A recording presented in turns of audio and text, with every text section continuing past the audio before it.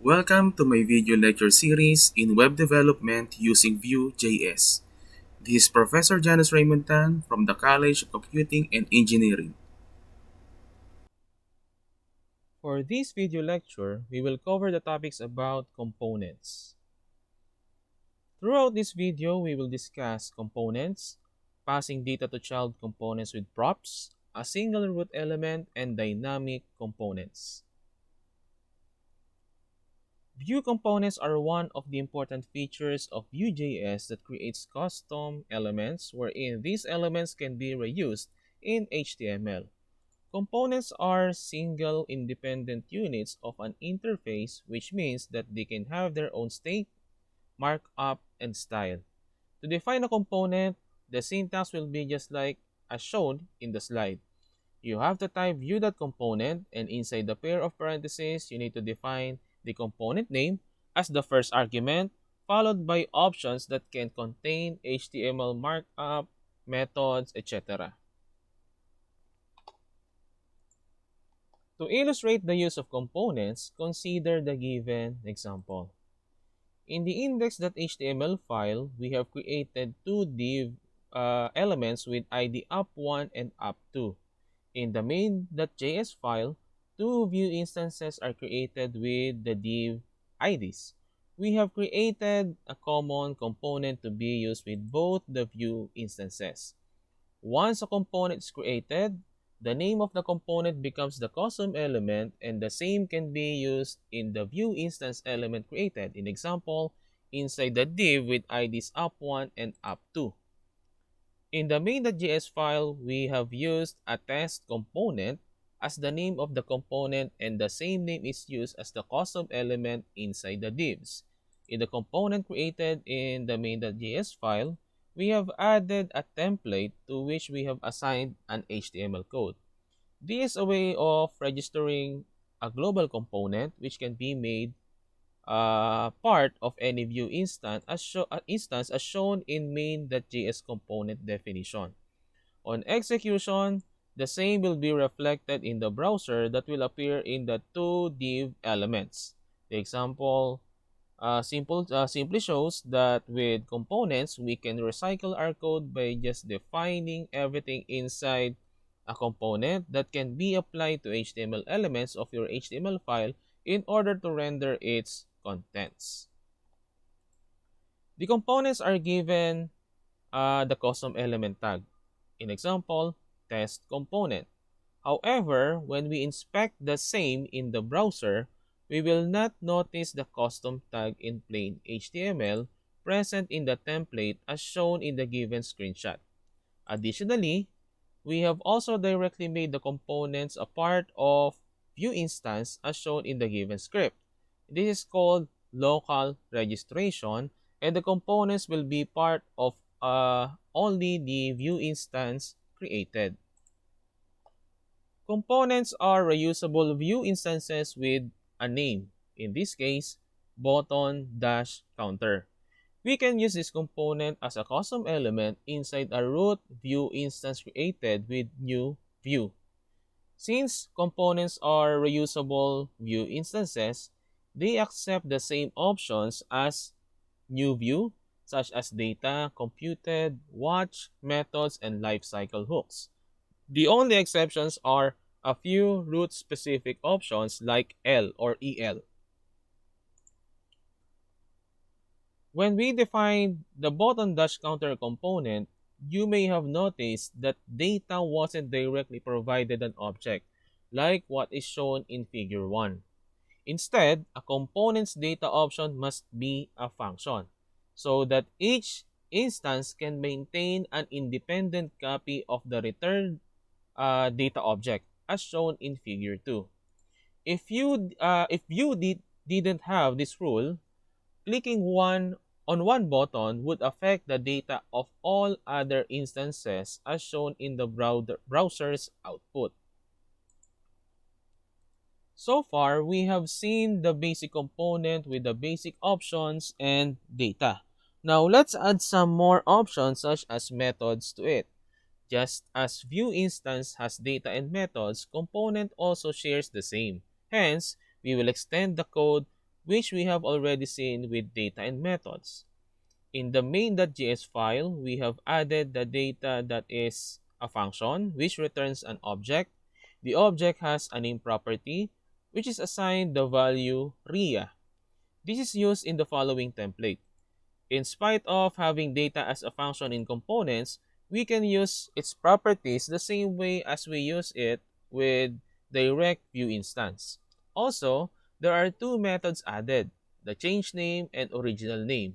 In change name, we are changing the name property, and in original name, we are resetting it back to the original name. We have also added two events on the div, the mouse over and mouse out. The details of the events will be discussed in the events chapter. So for now, mouse over calls change name method and mouse out calls original name method. As seen in the browser's output, it displays the name assigned in the data property, which is the same name. We have also assigned a mouse over event in the div and also a mouse out. On mouse over, we see the name of the first component is changed to Ben. However, the second one remains as it is. This is because the data component is a function and it returns an object. Thus, when it is changed in one place, the same is not overwritten in other cases. Organizing components. It's common for an app to be organized into a tree of nested components. For example, you might have components for a header, sidebar, and a content area, each typically containing other components for navigation links, blog posts, etc. To use these components in templates, they must be registered so that Vue knows about them by following the syntax for global registration as shown in the slide. There are two types of component registration, the global and local. So far, we've only registered components globally using Vue.component. Globally registered components can be used in the template of any root Vue instance using new Vue created afterwards and even inside all subcomponents of that Vue instance component tree. Passing data to child components with props. Props are custom attributes you can register on a component. When a value is passed to a prop attribute, it becomes a property on that component instance. To pass a title to our blog post component, we can include it in the list of props this component accepts using a props option as shown in the slide. A component can have as many props as you'd like, and by default, any value can be passed to any prop. In the template above or in the slide, you'll see that we can access this value on the component instance just like with data. Once a prop is registered, you can pass data to it as a custom attribute as shown in the example program code in the slide. In the given example, each blog post component rendered inside a single view instance was able to receive values using the title defined as a prop of the blog post component. By doing so, we are passing the data from the HTML file to the child components, which are the three blog post components using the title as a prop. In a typical app, however, you'll likely have an array of posts in data model of a view instance as shown in main.js. Then want to render a component for each one v4 directive applied to our blog post component as shown in index.html. You will see that we can use vbind to dynamically pass props. This is especially useful when you don't know the exact content you are going to render ahead of time, like when fetching posts from an API. A single root element. When building out a blog post component, your template will eventually contain more than just the title, just like the H3 title using the mustache symbol. At the very least, you'll want to include the post content. Okay, so aside from H3 having the title, we can also provide other contents. If you try this in your template, however, Vue will show an error. explaining that every component must have a single root element. You can fix this error by wrapping the template in the parent element as shown in the slide. As our component grows, it's likely we'll not only need a title and content of a post, but also the publish date, comments, and more.